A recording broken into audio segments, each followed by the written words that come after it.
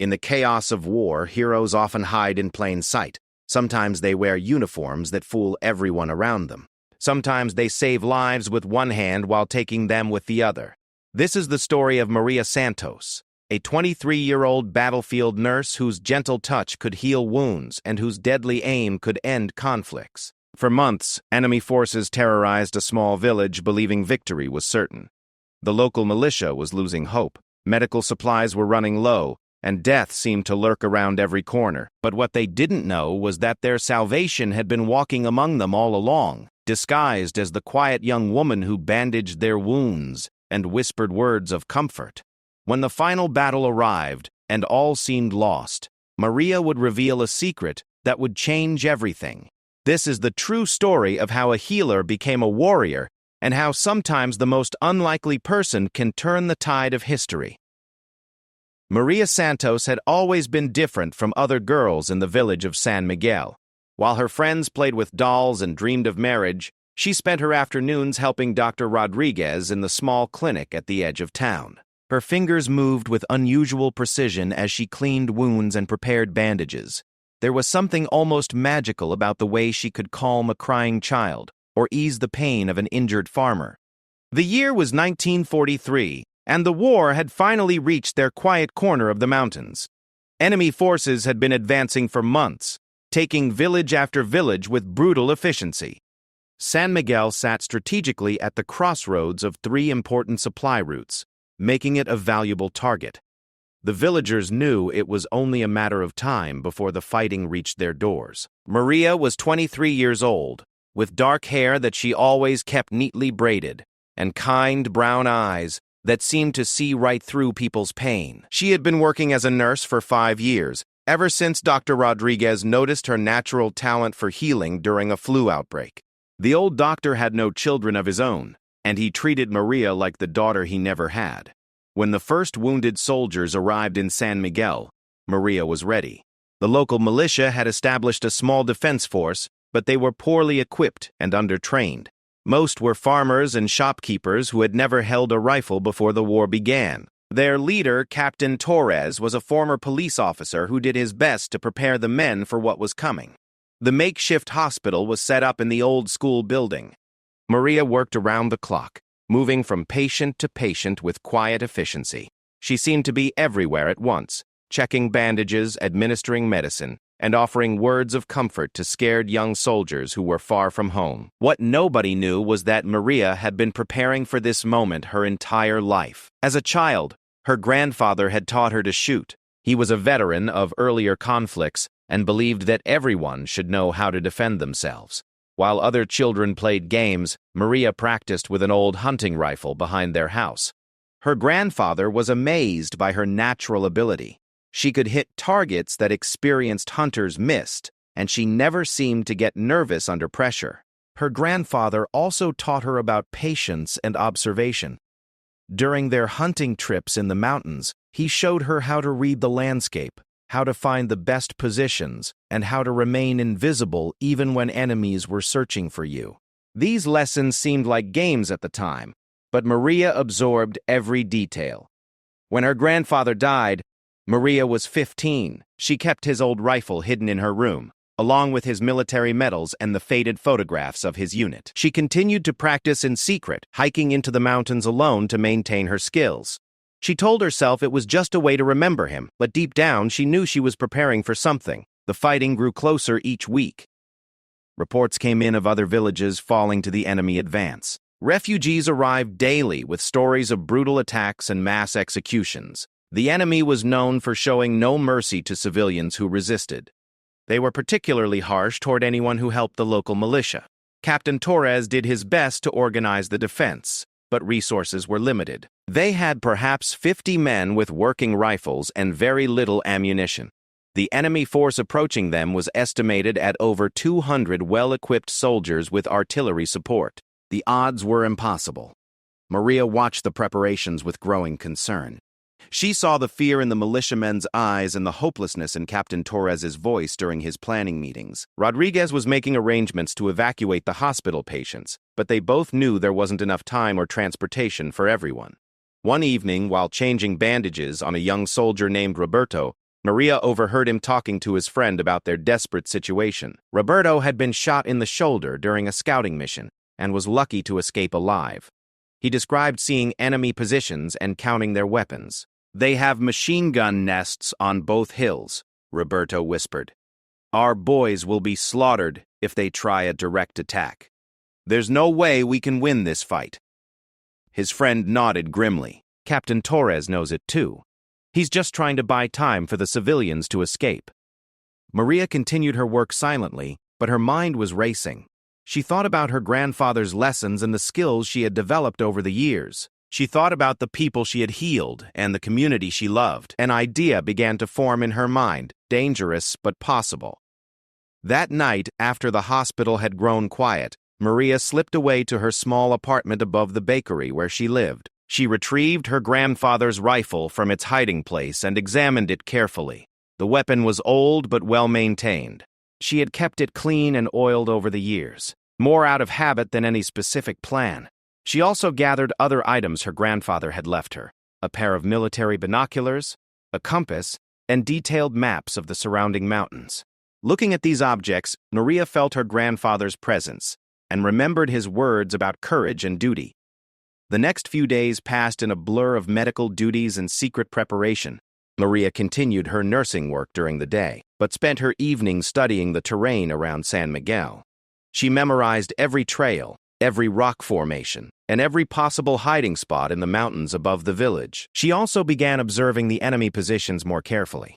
Using her grandfather's binoculars, she could see their camps in the distance and count their sentries. She noticed patterns in their patrol schedules and identified the locations of their most dangerous weapons. Rodriguez noticed that Maria seemed distracted, but he assumed she was simply worried about the approaching battle, like everyone else. He had no idea that his gentle assistant was planning something that would change the course of the fight. The enemy deadline was approaching. They had sent a messenger demanding the village's surrender within 1 week. If the militia laid down their arms and turned over their weapons, the civilians would be spared. If they resisted, everyone would be considered an enemy combatant. Captain Torres called a meeting of all the militiamen and key civilians to discuss their options. The gathering took place in the church, with nearly 100 people crowding into the small building. Maria sat in the back listening carefully as the debate raged. Some argued for surrender, believing it was their only chance to save lives. Others insisted they should fight, even if the cause was hopeless. Captain Torres presented the harsh reality. They were outnumbered 4-1, with inferior weapons and no hope of reinforcements. "We can make them pay for every meter of ground," he said, "but we cannot win this battle through conventional means. If we fight, most of us will die. If we surrender, we become prisoners with no guarantee of fair treatment." An old farmer named Martinez stood up. "What about the women and children? My granddaughter is only 8 years old. What kind of future will she have under enemy occupation?" The question hung in the air like smoke. Everyone knew the stories from other occupied territories. The enemy was not known for showing kindness to conquered populations, especially those who had resisted. Maria felt the weight of responsibility settling on her shoulders. She looked around at the faces of people she had known her entire life. The baker who gave her free bread when money was tight. The teacher who had encouraged her education. The children she had treated for scraped knees and fevers. That night, she made her final decision. Maria wrote a letter to Dr. Six Rodriguez explaining that she would be away for a few days on a special mission. She asked him not to worry and promised to return as soon as possible. She sealed the letter and left it on his desk, where he would find it in the morning. Then she gathered her grandfather's equipment and a small bag of supplies. The rifle felt familiar in her hands, like an old friend she hadn't seen in years. She checked the scope alignment and loaded the weapon with practiced movements. Before leaving, Maria knelt beside her bed and said a prayer. She asked for courage, for steady hands, and for the wisdom to know when and how to act. She thought about her grandfather and hoped he would be proud of what she was about to attempt. As the sun rose over San Miguel, Maria Santos began her journey into the mountains.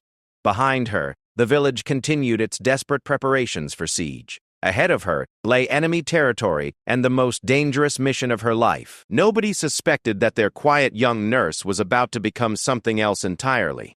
The transformation had been years in the making, But now it was time to reveal who Maria Santos truly was, beneath the gentle exterior.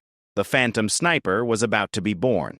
The mountain trails were treacherous in the early morning darkness, but Maria moved through them like a ghost. Years of childhood exploration had given her an intimate knowledge of every path and hiding place. She knew which rocks would hold her weight and which branches would snap underfoot. Her grandfather's training had taught her to move silently, leaving no trace of her passage. By sunrise, she had reached her first observation point, a rocky outcrop that provided a clear view of the enemy's main camp. Through her binoculars, Maria counted approximately 200 soldiers spread across 3 separate areas. The main force was positioned in a valley below, with smaller units controlling the high ground on either side. She spent the entire morning studying their movements and routines.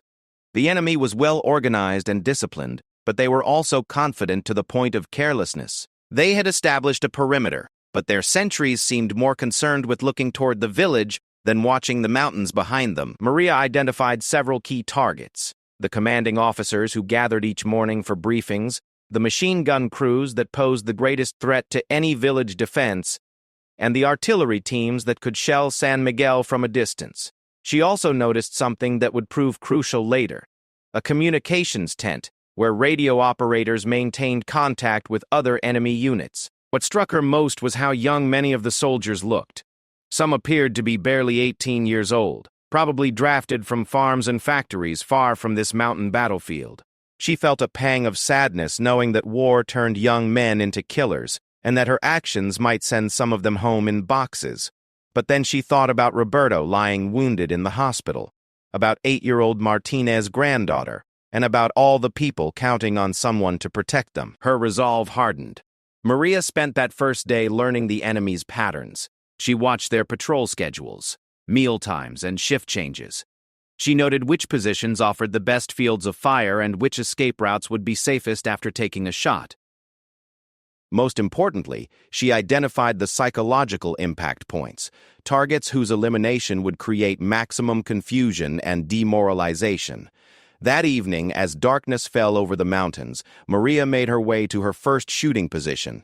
She had selected a spot roughly 800 meters from the enemy camp, far beyond the range of their rifles but well within her own capabilities. Her grandfather's old hunting rifle had been modified years ago with an excellent scope, and Maria had maintained both weapon and optics in perfect condition. The position itself was a natural fortress, a cluster of large boulders that provided concealment from multiple angles while offering a clear view of the target area. Maria had discovered it during her teenage hunting expeditions and always thought it would make an excellent sniper's nest. She settled in to wait, knowing that patience was a sniper's most important virtue. Her grandfather had taught her that hunting was 10% shooting and 90% waiting for the right moment. The same principle applied to hunting men.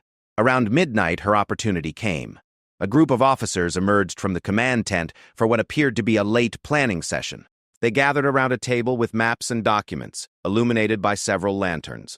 One man, clearly the senior commander based on the deference shown by others, stood at the head of the table pointing at various locations on the map. Maria adjusted her scope and controlled her breathing. The distance was significant, and there was a slight crosswind to account for. She had only one shot before her position would be compromised. It had to count. Through the scope, she could see the commander's face clearly. He was perhaps 50 years old, with graying hair and the confident bearing of a career military officer. For a moment, Maria hesitated. This was different from hunting deer or target practice. This was taking a human life.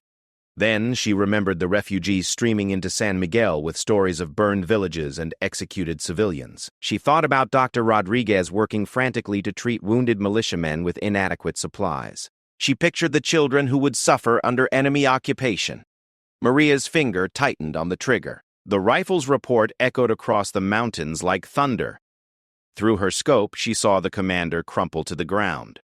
The other officers dove for cover, shouting orders and trying to organize a response. Chaos erupted throughout the camp as soldiers scrambled to identify the source of the shot. But Maria was already moving. She had planned her escape route carefully, and within minutes she was 500 meters away from her firing position. The enemy response was predictable. Troops fanned out in all directions, searching for an attacker they would never find. She spent the rest of the night observing the aftermath from a safe distance. The loss of their commander had clearly shaken the enemy force. Radio communications increased dramatically as subordinates tried to contact higher headquarters for instructions. Patrol patterns became more cautious and defensive. Maria returned to her mountain hideout as dawn broke. She had established a small camp in a cave that was invisible from below and accessible only by a treacherous climbing route. Here she could rest, plan her next move, and monitor enemy activities. The psychological impact of her first shot exceeded her expectations. Through her binoculars, she could see increased security around the command area and more nervous behavior among the sentries. The enemy was learning that they were not as safe as they had assumed. Over the next 3 days, Maria continued her campaign of psychological warfare. She took carefully planned shots at key personnel, always from different positions, and always with immediate escape routes prepared. She eliminated 2 machine gun team leaders, a radio operator, and an artillery spotter. Each shot was followed by hours of fruitless searching by enemy patrols. The cumulative effect was devastating to enemy morale. Soldiers began showing signs of severe stress. They jumped at shadows and fired at imaginary threats. Discipline started to break down as fear spread through the ranks. Some men refused to leave their positions even for necessary duties. Maria varied her tactics to increase the psychological pressure. Sometimes she would fire a single shot and disappear. Other times she would take 2 quick shots from different angles, making it seem like multiple snipers were operating in the area. She also began targeting equipment rather than personnel, destroying radio antennas and ammunition supplies. The enemy response grew increasingly desperate. They brought in tracking dogs, but the Rocky Mountain terrain made it impossible to follow Maria's trail. They tried using flares to illuminate potential hiding spots, but the mountains offered too many possible positions.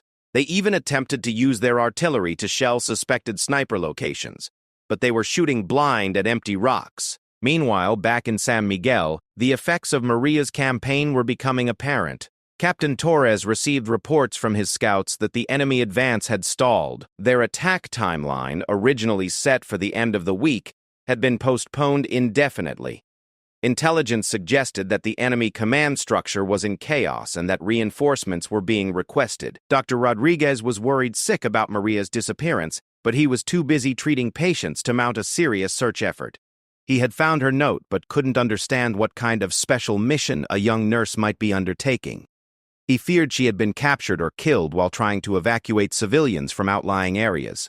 The truth was far more extraordinary than anyone could have imagined. By the end of her 4th day in the mountains, Maria had eliminated 12 enemy personnel and destroyed significant amounts of equipment. More importantly, she had transformed a confident, aggressive enemy force into a paranoid defensive unit that was afraid to move during daylight hours.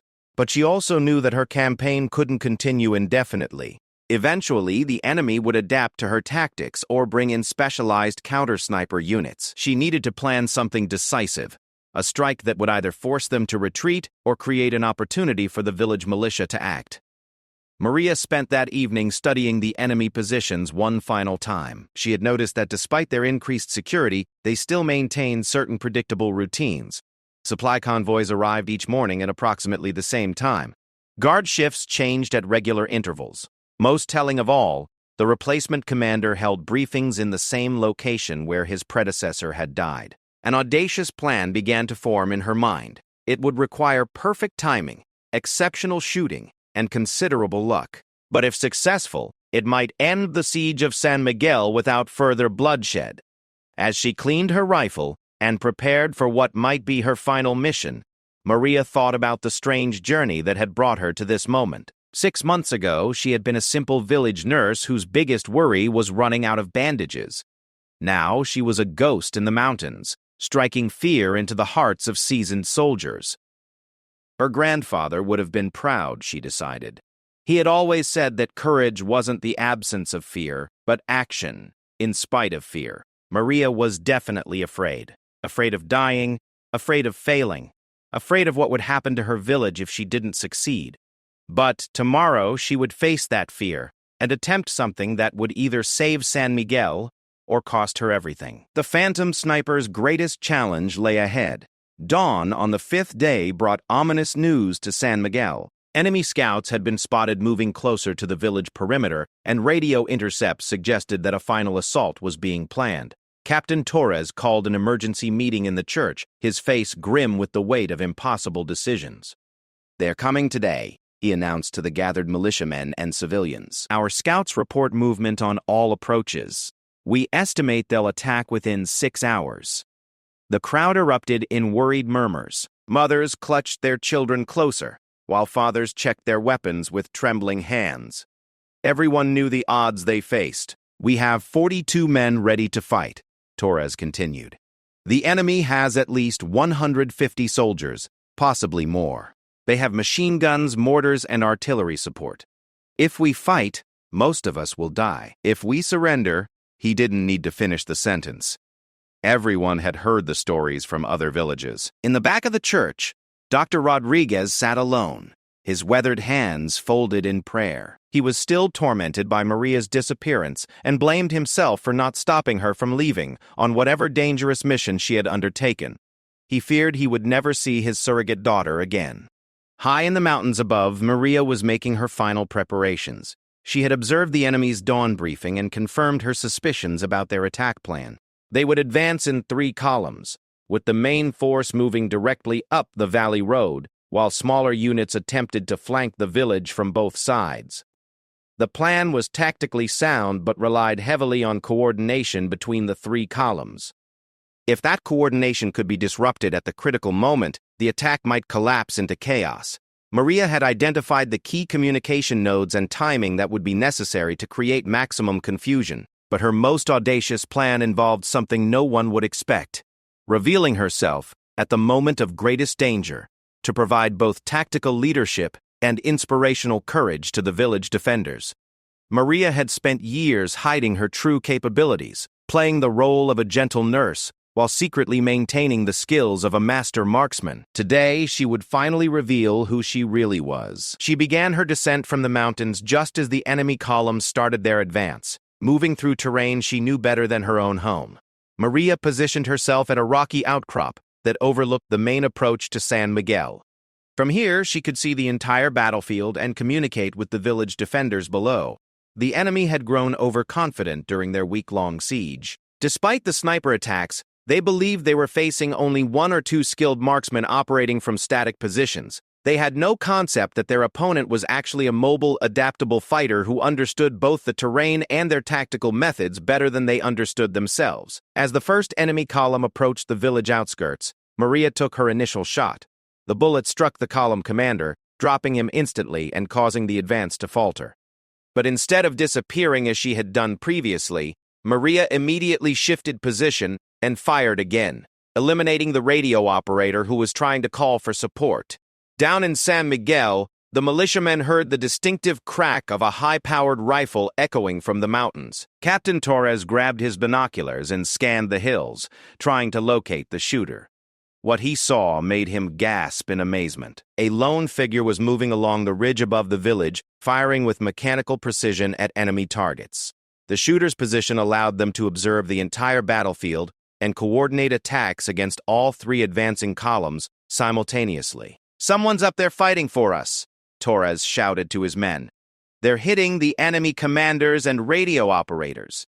The psychological impact on both sides was immediate and dramatic. The village militiamen, who had been preparing for a hopeless last stand, suddenly felt a surge of hope and determination. If someone was willing to risk their life fighting from the mountains, they could find the courage to defend their homes. Conversely, the enemy soldiers found themselves facing an opponent who seemed to be everywhere at once. The mysterious sniper was no longer content to take single shots and disappear. Instead, they were providing continuous supporting fire that disrupted every aspect of the attack. Maria moved through her predetermined positions like a deadly choreographer conducting a symphony of violence. She had memorized every rock, every tree, and every firing angle during her days of reconnaissance. Her grandfather's training in field movement and camouflage allowed her to remain invisible despite being constantly in motion. The first enemy column, deprived of leadership and communication, began to waver. Without clear orders from their commanders, Individual squads made their own decisions about whether to advance or take cover. The coordinated attack dissolved into a series of unrelated skirmishes. Seeing an opportunity, Captain Torres made a crucial decision. Instead of waiting passively for the enemy to reach the village, he led his militia in a counterattack against the confused and leaderless enemy column. The farmers and shopkeepers of San Miguel, inspired by the mysterious mountain fighter, charged forward with surprising ferocity. Maria provided covering fire for the militia advance, picking off enemy machine gunners and anyone who tried to organize a defense. Her shots were perfectly timed to support the villagers' movements, creating openings in the enemy line at exactly the right moments. The second and third enemy columns, hearing the sounds of battle and losing radio contact with their sister unit, hesitated to continue their advance. Their commanders were trained to follow coordinated battle plans, not to improvise responses to unexpected situations. This hesitation proved fatal to their mission.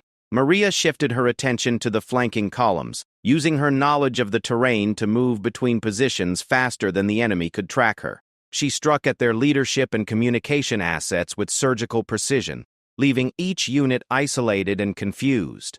Within 2 hours, what should have been an overwhelming enemy victory had turned into a chaotic retreat. The three-column attack had collapsed into a series of isolated firefights, with enemy units withdrawing independently rather than supporting each other. But Maria knew the battle wasn't over. Enemy reinforcements would eventually arrive, and the village militia couldn't maintain their aggressive posture indefinitely. She needed to end this decisively before the enemy could regroup and launch another attack. From her current position, Maria could see the enemy command post in the valley below. The replacement commanders were frantically trying to re-establish contact with their scattered units and call for reinforcements. If she could eliminate their ability to coordinate a response, the entire enemy force might be compelled to retreat. The distance was extreme, nearly 1,000 meters, and the target was partially concealed behind defensive barriers. It would require the most difficult shot of her life, made under combat conditions with multiple variables affecting accuracy. Maria steadied her rifle and controlled her breathing. Through the scope, she could see 2 officers huddled over a radio, trying to coordinate their scattered forces. One shot could eliminate both targets and destroy their primary communication equipment. She thought about her grandfather's words about courage and duty. She thought about Dr. Rodriguez teaching her to heal rather than harm.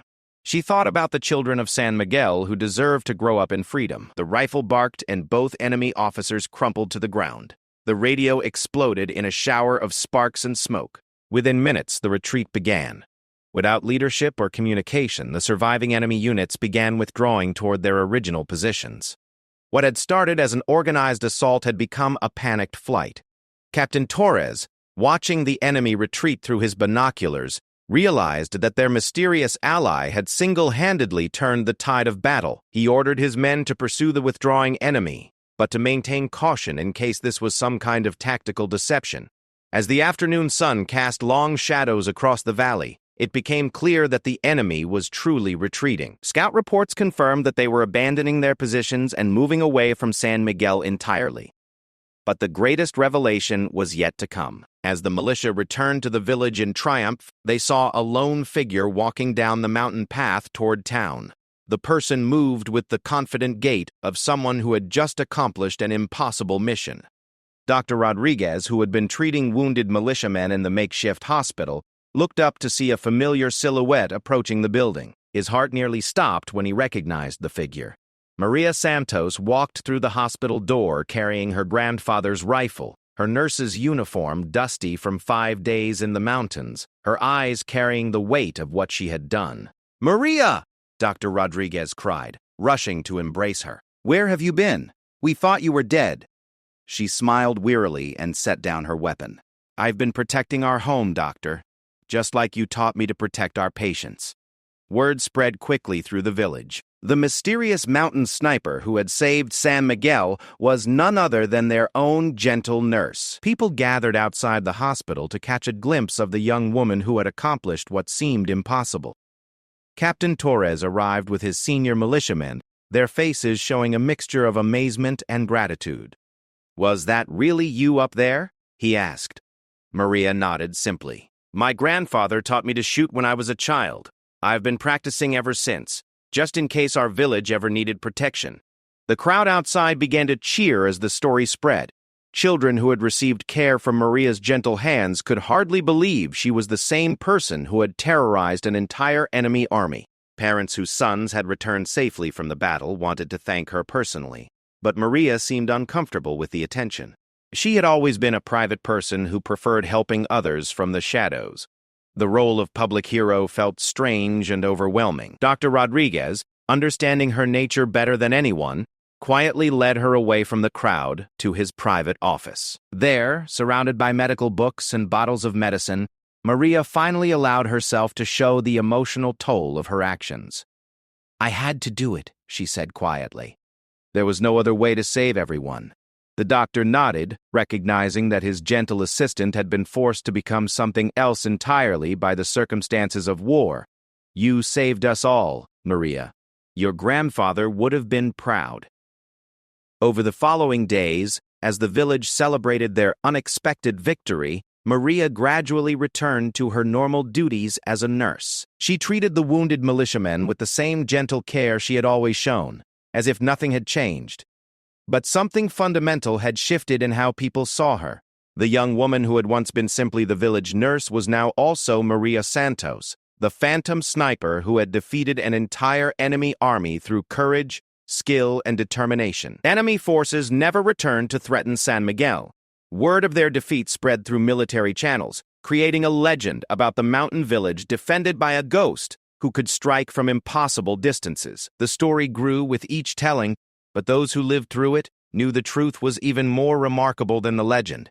Maria kept her grandfather's rifle, but she hoped never to need it again. She had learned that sometimes gentle people must become warriors to protect what they love, but she preferred her original calling as a healer. When people asked her about those 5 days in the mountains, she would simply say that everyone has hidden strengths that emerge when they're needed most.